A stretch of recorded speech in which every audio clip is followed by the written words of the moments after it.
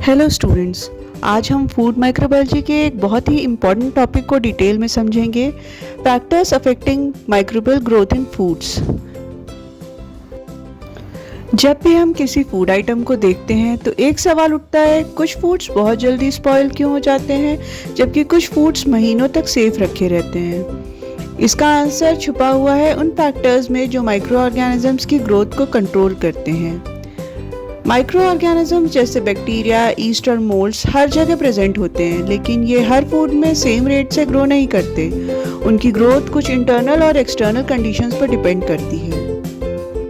इसी बेसिस पर फैक्टर्स को दो कैटेगरीज में डिवाइड किया गया है। इंट्रिंसिक फैक्टर्स फूड के अंदर की प्रॉपर्टीज, एक्सट्रिंसिक फैक्टर्स फूड के बाहर का एनवायरमेंटल कंडीशंस। आइए इन्हें एक एक करके डिटेल में समझते हैं। पहला है इंट्रिंसिक फैक्टर्स। इंट्रिंसिक फैक्टर्स वो कैरेक्टरिस्टिक्स हैं जो फूड के अंदर नेचुरली प्रेजेंट होती हैं और माइक्रोबियल ग्रोथ को इन्फ्लुएंस करती हैं। सबसे पहला और सबसे इम्पॉर्टेंट इंट्रिंसिक फैक्टर है पीएच। पीएच हमें बताता है कि फूड एसिडिक है या एल्कलाइन, और हर किसी फूड का अपना अलग पीएच होता है। अब सवाल है कि माइक्रो ऑर्गेनिज्म को पीएच से क्या फर्क पड़ता है। माइक्रोबियल सेल्स के एंजाइम स्पेसिफिक पीएच रेंज पर ही एफिशिएंटली वर्क करते हैं। Most pathogenic bacteria 6.5 to 7.5 pH पर ही बेस्ट ग्रो करते हैं। That is why they can easily grow in milk, meat, fish, etc. जिनका कि pH इसी रेंज में लाई करता है।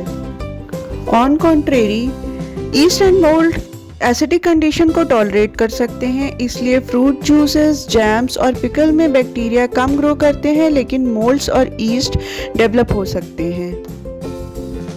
इसी प्रिंसिपल पर पिकलिंग, फर्मेंटेशन, एसिडिफिकेशन जैसे प्रिजर्वेशन मेथड का यूज किया जाता है। जितना फूड एसिडिक होगा, बैक्टीरियल ग्रोथ उतनी ही डिफिकल्ट होगी। अब आते हैं फूड माइक्रोबायोलॉजी के सबसे इम्पॉर्टेंट कॉन्सेप्ट पर, वाटर एक्टिविटी। स्टूडेंट अक्सर मॉइस्चर कंटेंट और वाटर एक्टिविटी को सेम समझ लेते हैं, लेकिन दोनों डिफरेंट कॉन्सेप्ट हैं। वाटर एक्टिविटी का मतलब है फूड में माइक्रो ऑर्गेनिज्म के यूज के लिए कितना फ्री वाटर अवेलेबल है। And why is water important?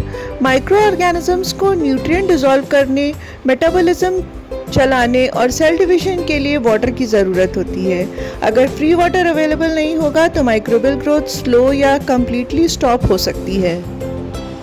अलग अलग फूड प्रोडक्ट्स की वाटर एक्टिविटी की रेंज अलग अलग होती है, जैसे प्योर वाटर की 1, फ्रेश मीट की 0.99, मिल्क की 0.97, ब्रेड की 0.95 एंड ड्राई फ्रूट्स की 0.60 से लेकर 0.70। मोस्ट ऑफ द बैक्टीरिया की ग्रोथ रिक्वायरमेंट के लिए वाटर एक्टिविटी 0.91 से ज़्यादा होनी चाहिए। ईस्ट के लिए वाटर एक्टिविटी 0.88 से ज़्यादा होनी चाहिए और मोल्ड्स के लिए 0.80 से ज़्यादा होनी चाहिए। कुछ ज़ीरोफिलिक मोल्ड्स तो 0.65 AW पर भी सर्वाइव कर सकते हैं। Why does milk spoil quickly but milk powder remains stable? Because milk has high water activity while milk powder has very low water activity. Similarly, fresh fruits spoil quickly and dry fruits remain safe for a longer time. Food industry application में drying, dehydration, sugar addition, salt curing ये technique water activity को reduce करती हैं। Next intrinsic factor is nutrient content. Microorganisms को भी हम humans की तरह न्यूट्रिशन चाहिए होता है। ग्रोथ के लिए उन्हें चाहिए carbon source, nitrogen source, vitamins, minerals, energy. Protein rich foods microbial growth को सपोर्ट करते हैं, for example meat, fish, egg and milk. इसी वजह से ये फूड्स हाईली पेरिशेबल होते हैं। कार्बोहाइड्रेट रिच फूड्स ईस्ट की ग्रोथ को प्रमोट करते हैं। ईस्ट शुगर को यूटिलाइज करके फर्मेंटेशन करते हैं, for example fruit juices and syrup. This concludes that food जितना न्यूट्रिएंट रिच होगा, माइक्रोबियल ग्रोथ का पोटेंशियल उतना ही ज़्यादा होगा। Next factor is oxidation reduction potential. ये फैक्टर बताता है कि फूड ऑक्सीजन डोनेट करेगा या एक्सेप्ट करेगा। मतलब इसमें एरोबिक माइक्रो ऑर्गेनिज्म ग्रो करेंगे या anaerobic. Aerobic micro organism oxygen की प्रेजेंस में ग्रो करते हैं, for example most of the moulds, pseudomonas species etcetera. And anaerobic micro organism oxygen के एब्सेंस में ग्रो करते हैं, फॉर एग्जांपल क्लॉस्ट्रीडियम बोटुलिनम।